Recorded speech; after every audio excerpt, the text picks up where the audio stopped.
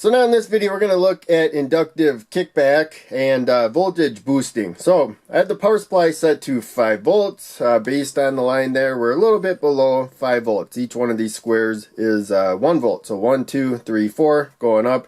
And we're a little bit below 5 right there. We do have a diode drop though. I'm going to yank this and put it to the positive supply. These jumpers are tied to the oscilloscope. So there we go, about 5 volts. Right there. There's really no current flowing through the diode majority of the time, and so its forward voltage is not going to be as high as when there's current flowing through it. So in any case, there you can see we are slightly below. Now I'm going to, you're not going to see so much with the quick, just a single press, but there you can see if I press this quick enough, voltage rises there. We are above 6 volts right now. Let's try to really get this going rapid. So yeah, you'd want to like switch this like thousands of times a second to really get a boost right there. But there you can see we got about 7 volts out of 5 volts. So now we're going to look at a diagram that I put together a while ago. I should have put 5 volts there because these are 220 ohms. But we want more current than what a 220 ohm resistor can do. So we put 2 of them in parallel. We'll get twice the current than we would have had with one of them. The inductor also adds about 25 ohms of resistance. But in any case, the capacitor will charge. And a diode will let current go more positive to more negative that way. And then when we close the switch, then current's going to start flowing through the inductor to ground right there. Not perfectly instantly, but very close. Instantly as far as your senses can tell, but it does take a little bit to get it to start flowing. So I think this has like 25 ohms of resistance plus 110 because these are parallel. 2 lines next together is a symbol for parallel. And so we get current flowing. When we release the switch, now current doesn't stop instantly through an inductor. And so we would get a spark, but we have this backup plan here.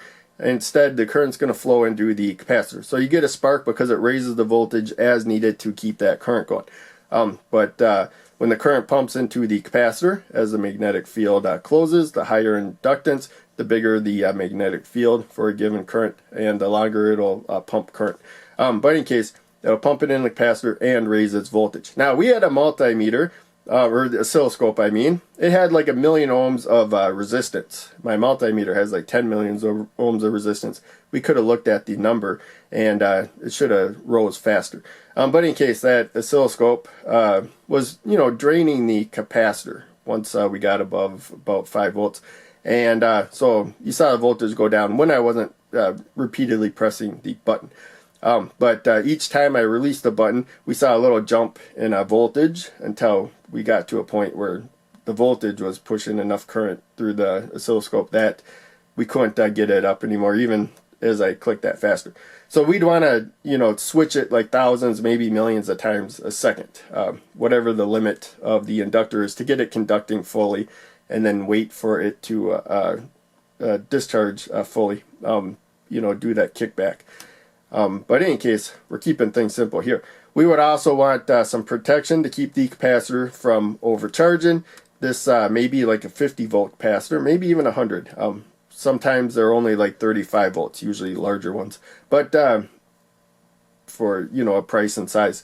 So in any case, you might want like a Zener diode or extra circuitry to protect over voltage if that might be a problem. But here it won't be a problem. We're keeping this simple, just a demonstration circuit, not a practical one. So you can see resistor at the positive supply, and then we got down here. So this is like 110 ohms. When you put resistors in parallel, if they're equal value, you get a simple fraction of resistance. So it's an equivalent having 2 of these in parallel of a 110 ohm resistor right there. 2 lines next to each other is a symbol for parallel.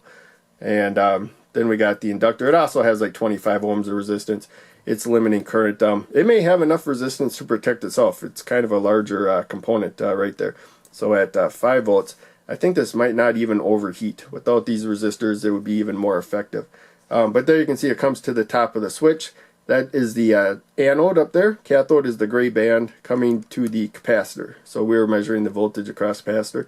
And then we have the ground connection to the switch right there. So yeah, now we got the multimeter. I think this will give us a better view. Again, we got 5 volts at the supply and 50 milliamps just because we're getting like short burst of maybe like 40 milliamps of current when I press the button there.